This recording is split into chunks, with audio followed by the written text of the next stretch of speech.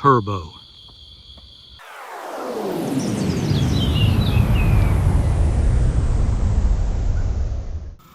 Well, good evening and welcome to the Arbor Hills Nature Preserve in Plano, Texas.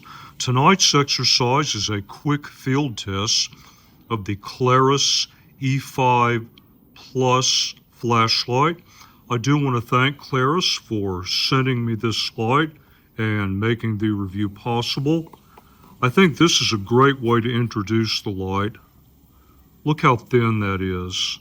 And it's just as light as it is thin. Mag base on the back, side COB light, front COB light. This is one very probable use case. You could imagine this as being the strap of your ruck. Pretty simple. White output on the side, low, medium, high, turbo, constant red, strobe red. Low and high on the front. Switches here to control output. UI is pretty simple. It's the classic half-second press, then clicks to rotate the output level. Memory for the white, but not for the red. Like I said, pretty simple. So how about we go out in the field and see what it looks like. So let's go through the side light output levels, starting in low, medium,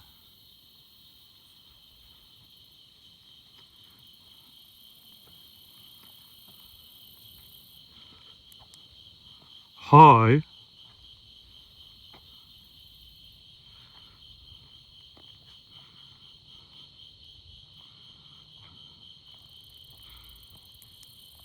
and then everyone's favorite, turbo. And here is the side light in constant red.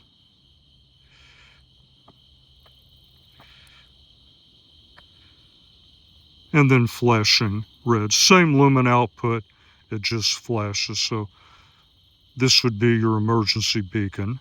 Let's take a look at it from the other side.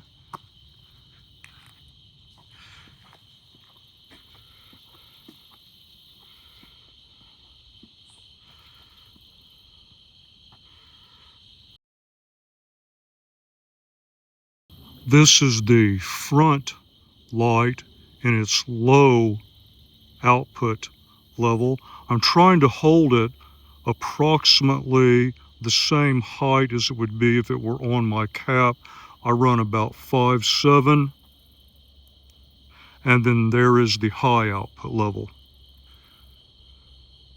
So literally, this would be what it's like if you had it up on a cap and you were out following this particular path.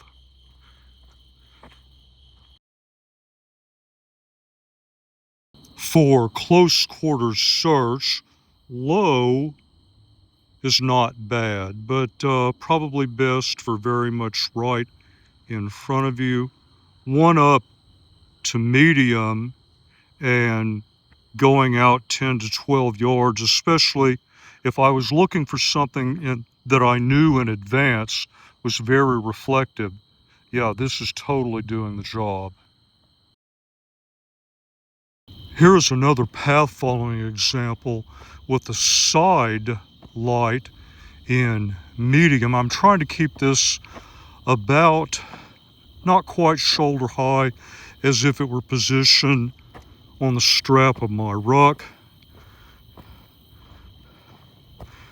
Okay, for just seeing in front of me downrange, not so. Okay, there's high. Side to side is actually pretty decent. Again, downrange, that's not what this light was meant for.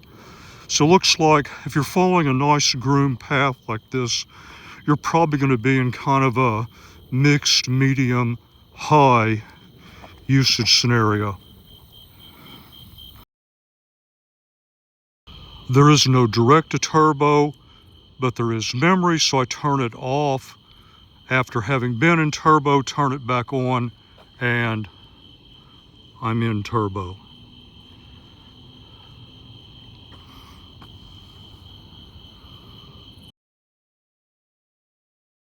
And there's a quick look at the magnetic base. I'm being a tiny bit conservative, but that's about the maximum angle I can go before it wants to fall. So here's a final demo of the so-called cap light, low output level. Not my proverbial cup of tea. Definitely want to move that up to high. And speaking of high, here's a final look at the side output, same area. We are back where we started, and I don't think that there's that much that really needs to be said about the performance. The light should be capable of speaking for itself. There just aren't that many outputs and that many scenarios that you can demonstrate them in. You should have already been able to figure out if this is reasonable for your particular use cases. I would look at it personally, not so much as a primary light, but a secondary light, something that I would keep clipped into my ruck, turn it on when I'm taking a rest interval during a search and rescue exercise. It does get hot when I put it on turbo. That's why I would not recommend using most lights, including this one, for extended periods of time on turbo. That's about all I have. If you would like to see additional demonstrations or have questions, leave a comment. I will see what I can do. And as always, until the next review, thank you very much for your time, and thank you for watching the video.